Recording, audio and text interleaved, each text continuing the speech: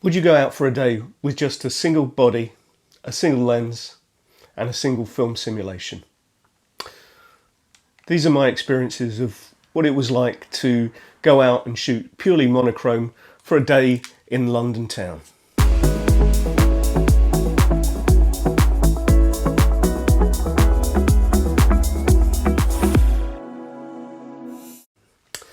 My name's Keith Mason, and on this channel we offer tips and ideas about photography and hopefully provide a bit of inspiration. If you're new here, why not give us a bit of a like and subscribe.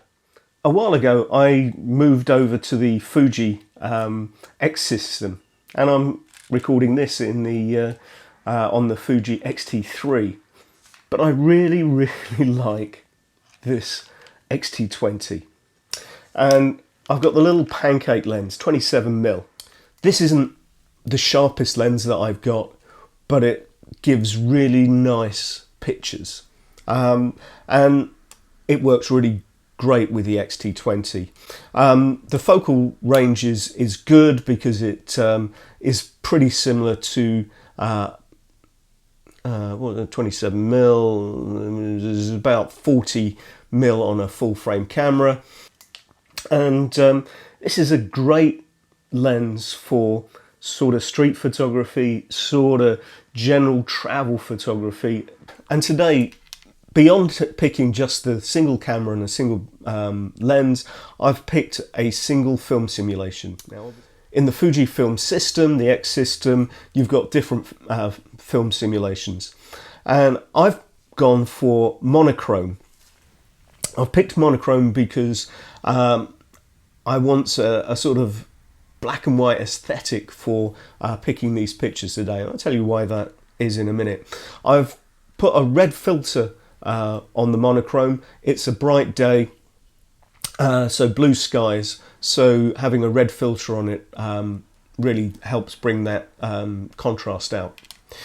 Although the film simulations are sort of set up to capture JPEGs, I'm saving my images in RAW so that I can adjust them later if I really want. But, and this is important, I'm really focusing on minimal edits. So when I get the pictures back, I'm going to take them into Lightroom. I'm going to apply the film simulation onto those raw images and only minimal editing. What I hope to have is a coherent set of pictures that all got the same sort of feel and look. In terms of settings, I've set the ISO to about 400. I think that's going to work for sort of on the train, in the underground, those sort of where you need a little bit more light support. I'm going to be shooting in aperture priority to suit the individual subjects that I'm going to be taking. The great advantage of a single body, a single lens, and a single film simulation is that you've made your decisions before you go out. So you are never in a position where you have to make choices about lenses and settings. The camera and the lens and the film simulation are all set up, ready to go. So your choices are already made. And what that means is that you're focusing less on your gear and more on your composition and the stories that you're trying to tell with your photographs. And so for me, it's a creative challenge to try and move into trying to tell a story and really focus on composition and storytelling. London. It's the first time I've been to London in 18 months, and the country is beginning to come out of lockdown. And so part of what I'm trying to capture is sort of the feel of London town as it comes out of lockdown. I'm trying to capture people as they move around their lives in the town, and just trying to get a sense of what that's like and try and tell that in the story. Down there. So the pictures that you're going to see are the ones that I took, and I hope you like them. I'm going to talk you through what I was trying to create, some of those pictures. So this is the first establishing photograph. You can tell that it's London because the Emirates Stadium you can be seen through the window, and The interesting thing is that there were very few people on this train, so the empty seats there tell the story of a lack of interest in travelling into London, perhaps. And then when I got to St Pancras station, the number of people waiting for the train was very small. And that was also true when I came up to the escalators to the exit where you leave the station. There was nobody in the space whatsoever.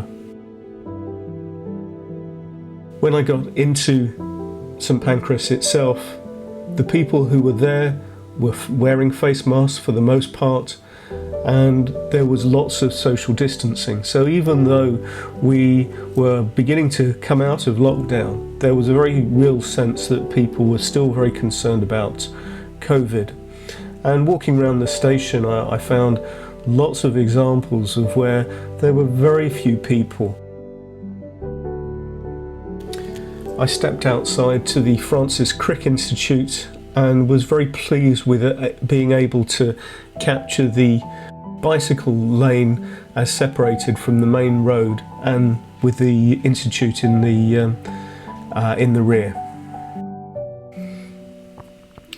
I was beginning to get a sense of isolation and of people living separate lives, even though that they may be living on top of each other. And this high-rise block really, I think, shows a monolithic area where people are all living together but maybe in isolation.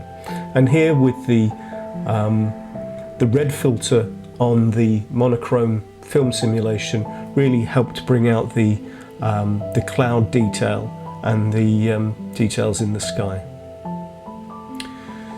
I went to a guitar shop with my son, and it was nice to see that the graininess of the photographs really came out using the monochrome film setting. And I returned to the tube, and again, I think the monochrome here really helped to give this sense of isolation and sort of a feeling of coldness and separation. I was pleased to get this shot of the train coming into the platform. Again, you can see that the underground was pretty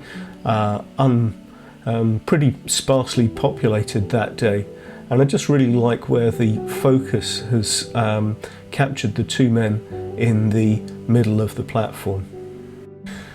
And for those of you who know King's Cross at all, the lack of people and cars and buses around King's Cross station itself was very strange.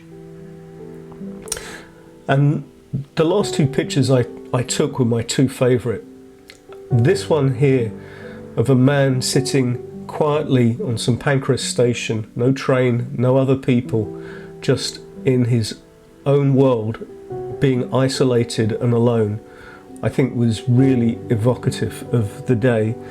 And this last picture, which I obviously set a very low shutter speed and let the train move through the frame, and I was pleased that the three people who were waiting for this train didn't move, so you've got this really nice combination of the movement of the train and the people with their face masks trying to wait for a train to get out of London. So I hope you've enjoyed the pictures. I hope you liked them. I hope you've enjoyed this video. If you have, please give it a thumbs up. It makes a big difference. Maybe think about subscribing. I'd like to thank you personally for the time that you spent watching this video. It amazes me still that people will take time out of their lives to watch one of my videos. So I really appreciate that. Thank you very much indeed. So that's it. Thanks very much indeed for watching. I'll see you on the next one. Bye for now.